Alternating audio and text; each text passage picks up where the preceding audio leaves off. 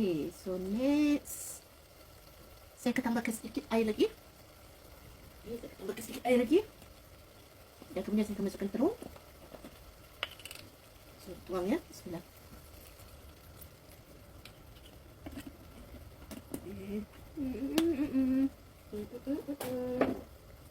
Okay, so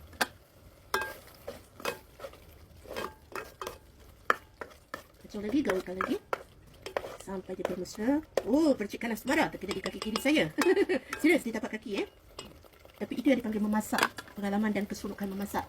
Bohong kalau tak kena minyak panas, terpercik minyak, bahang ni semua.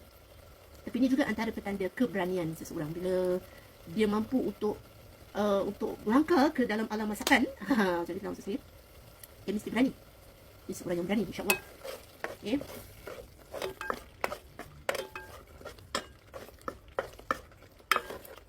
Wow, aktif betul seriously. Terpercik. Okay, oh ya. Okay.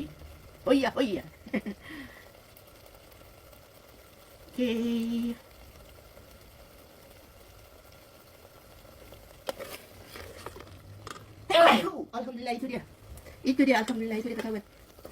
Bersin ya. Itu petanda bahan tumisan, cara kita menumis dan sebagainya tu menjadi insyaAllah itu sampai kita bersin keluar ke sebenarnya. So next saya akan masukkan terung yang telah pun saya potong. Inilah sebatang terung saya masukkan ke dalam.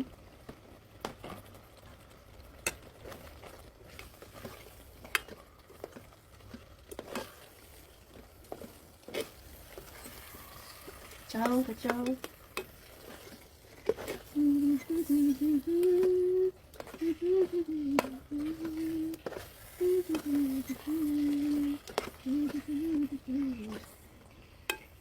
Saya agak kering, so I think perlukan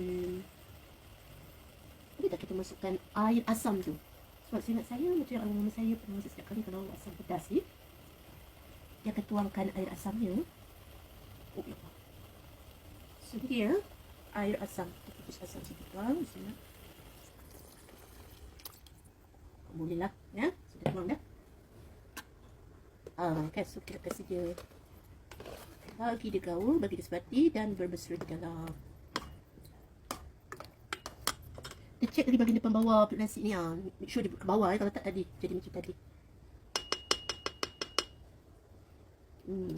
Nice. Okay, so sekarang saya nak tutup dulu.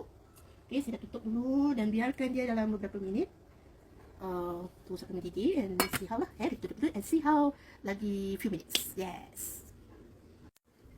Alright guys, so kawan saya sekalian, ini sudah pun setelah beberapa minit kemudian. Okay, dah tutup tadi kan. So sekarang kita tengok bagaimana hasilnya. Jom kita tengok. Wow. Wow, alhamdulillah nice ya. Yeah. Dan bawa aroma pun bangkit, asam pedasnya. Kita masukkan sikit, gaulkan sikit. Okay, so kita akan tutup lagi and biarkan lagi beberapa minit. Then baru saya akan masukkan ikan. Perlahan saya akan masukkan ikan terdiri ke dalam. Then finally saya akan masukkan daun kesum. Okay, so kita tutup sekarang. So terserah anda ya guys, kalau anda rasa nak gunakan ikan pari boleh, ikan merah boleh, ikan kerapu boleh, ikan kurau boleh, terserah anda apa jenis. Ikan pari tadi saya sebut dulu, ikan pari pun boleh. Okay, so it's up to you. Yeah. Okay kawan, so setelah beberapa minit kemudian, cuba kita tengok. Wow. Betul-betul memang legak ya. Dan kacau. Okay, so sekarang saya akan masukkan sedikit garam ke dalam. Okay, so bismillah. Okay. Sikit lagi ni cara yang seperti mana sekian suatu ketika dahulu popular yang cara ada seorang lelaki daripada luar negeri. Wow, percikan asmara ni di tangan saya. Wow. Dia menggunakan jari je. Okey, so sikit lagi. Saya nak pakai jari jemari saya tadi. Oh, apa tu? Halas, rentis kan? Yes. Okey, saya cukuplah tu.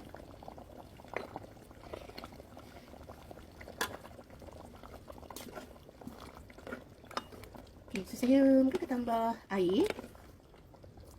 Okey, saya akan tambah air.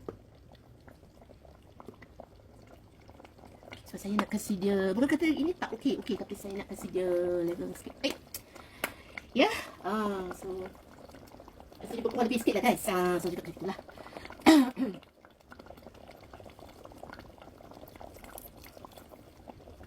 Jadi kita usahkan ikan lagi dalam ni.